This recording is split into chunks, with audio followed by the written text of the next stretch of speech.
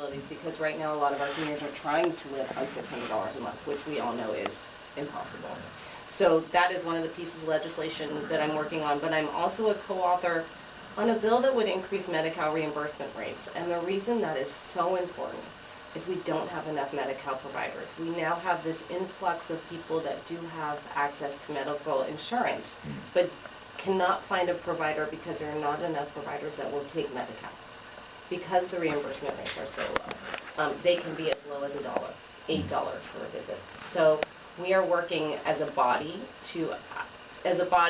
at least on the health committee.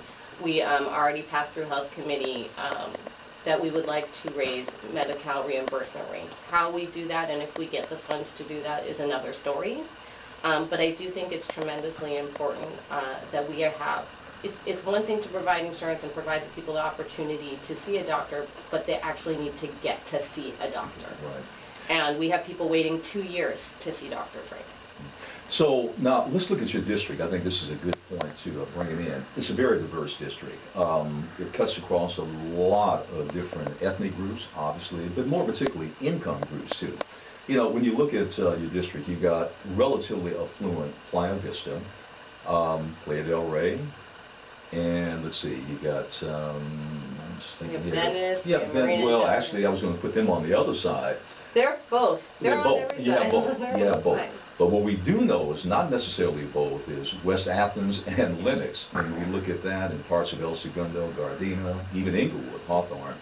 So now we come back to the health care. You said before that there's in this district, the poverty level. I mean, I think we have to be, I mean, it's high among many groups over there. So I think Medi-Cal definitely has to be a major priority. I'm glad you are making it a priority. Yes. But are there any other areas that can deal with not only underserved, but those are the poor that really do not have, or even awareness about where they can go to find affordable any kind of health care? We are working to actually increase clinic access, because when during my campaign, the one thing that became very obvious to me is, interestingly enough, we have clinics just outside of our district, but not actually a tremendous amount of clinics inside the district. We're also going to do a health fair so that people can come and get access to whether that's blood pressure tests, or obviously diabetes is actually rampant in our district. I got a report the other day that we actually almost have a 40% of people with diabetes in our district are actually getting amputations at this point, which should be unacceptable to us. So we are really working to see how we get more clinics into this community, and also to, in the meantime, provide ways for people to get access and free access through our own doing.